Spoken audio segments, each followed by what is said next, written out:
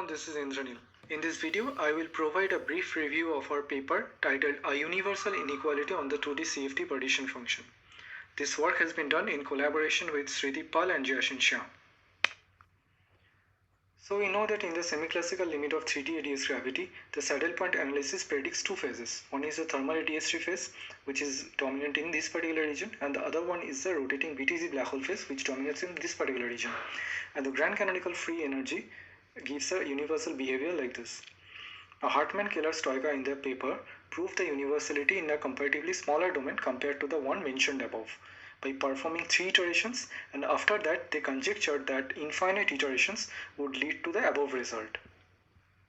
So now the central theme of our paper is that we have proved a slightly generalized version of the HKS conjecture, which states that the grand canonical free energy in a unitary 2D CFT with a normalized field vacuum and the sparseness condition below the scaling dimension C over 12 plus epsilon and twist alpha C over 12, where alpha belongs to 0 to 1, satisfies the above universality in the large C limit in the particular domain d alpha union d alpha prime, where this d alpha prime and d alpha are related by modular invariance. They are the image of each other.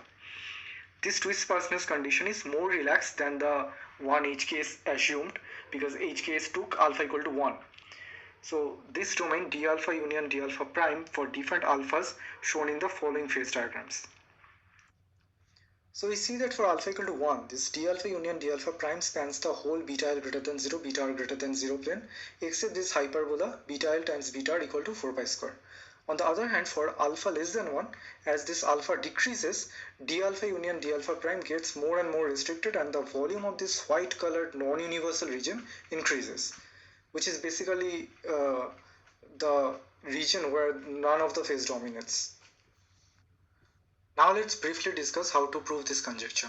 Suppose we decompose the free energy into two parts. The vacuum contribution, which is this, accompanied by an error term, which is this.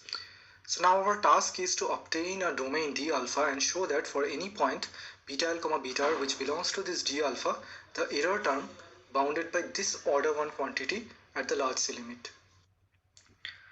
Basically, this inequality is obtained in an iterative way, and this d alpha is basically the infinite iteration limit of a generic d alpha k, which is the universality domain after kth iteration. So the process is schematically depicted over here. As a consequence of this, we get a plot which depicts how this domain of universality d alpha k grows after each iteration step and converges to the domain d alpha. So here I have shown for alpha equal to 1 and 0.7 case. So finally, I would like to highlight the key points of the above discussion. So firstly, we found a bound on the free energy for a unitary 2D CFT with a sparse spectrum and established a universal behavior in the large C limit. Secondly, for alpha equal to 1 sparseness, our CFT analysis, we see that it completely matches with the 3D Einstein gravity saddle point analysis, which basically confirms the consistency with the holographic principle. And thirdly, we obtain a precise lower bound on the temperature of a near extremal BTZ black hole, below which the Schwarzian description becomes unreliable and also the black hole thermodynamics becomes untrustable. So yeah, thank you.